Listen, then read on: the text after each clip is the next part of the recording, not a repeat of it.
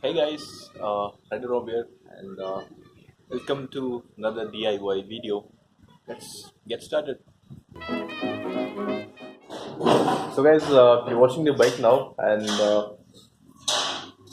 the bike is really dirty. I'll show you now. So guys, this is how the bike is looking. Mud and dirt everywhere. Look at the wheel, and look at the Apache. Look how bad it is. So instead of washing the bike before doing the DIY video,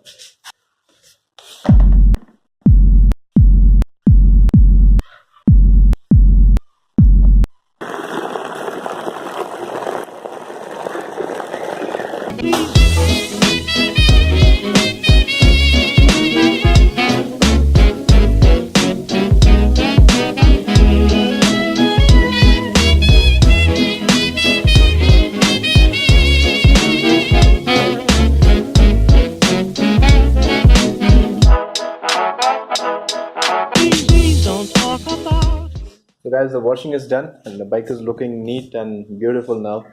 This is a switch which I was talking to you about, and the cost is 700 rupees, and it is made in China. I'm just kidding. It is not 700 rupees. It is 218 rupees. You need to pay 50 rupees delivery charge. This is a switch. I'll be installing this on the bike. So I'll show you how to install this. First I was thinking to install in this location, but the switch is little lengthier and there was no space. For that I'm planning to install it somewhere in this place or here. So let me decide the location and I'll let you know guys. I've done the marking and I'll be cutting that piece with a soldering gun. So I'll show you how to do it. This is a soldering gun which I'm going to use now. It's from Stanley, and I'll leave a link in the description for this soldering gun. Okay, the gun is hot now, and I'm going to make the hole.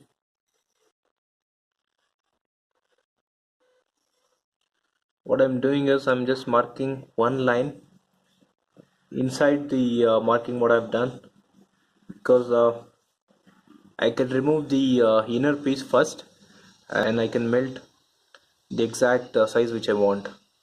Because if I do it in the size which I've marked now, then if it becomes more, then I'll end up in a big problem. So the first thing is I'll remove this inside part which I've marked now, and then I'll melt the side, and so that you can fit the switch perfectly.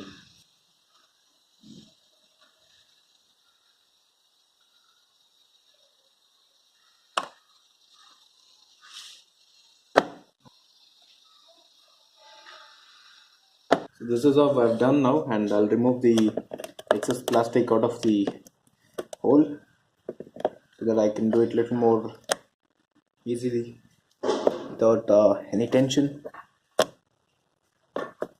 You can use this small plier for removing it.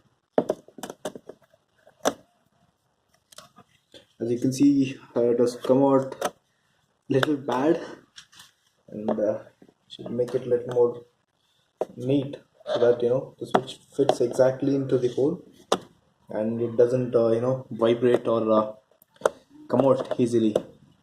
This is how you need to melt the side portion of the hole, and you should be really careful with that. You should not do any mistakes, and the soldering gun is really hot.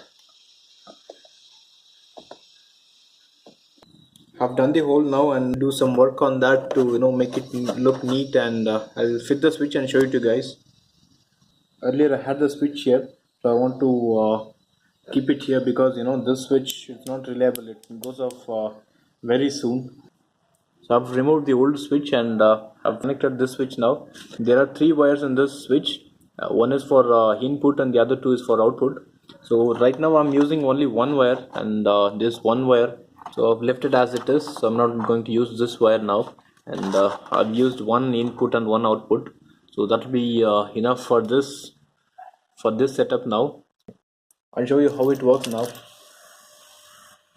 the vehicle is on. So you need to switch on the indicator.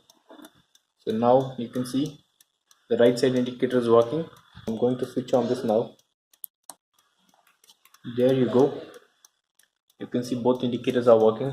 First thing you need to do is put these wires inside, and this thing is very simple. You need to just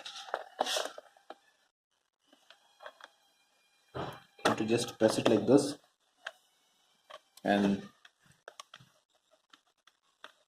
so this is how it is looking, and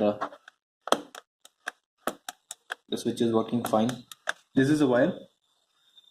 We'll connect it to these wires.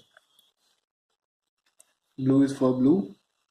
I mean, you can interchange the wires, there's no problem.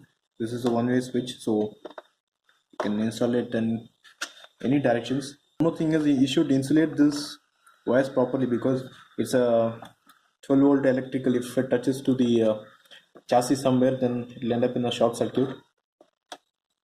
You need to make sure that it's well insulated. You can see here I've insulated the wire well, so that nothing is visible outside, and even the water should not enter inside this place where we have joined both the wires. Now I'll route this wire properly inside with the help of the same insulation tape, so that it is not loose anywhere, because you need to turn the handle most of the time, and the wire should not get stuck in the middle. Guys, the work is complete now. Switch is fixed properly. I'll show you how it works now. Now the right indicator is on. When you press the switch, both the indicators are on, front and back. So this is very simple. You can switch on either left or right indicators, that's not a problem.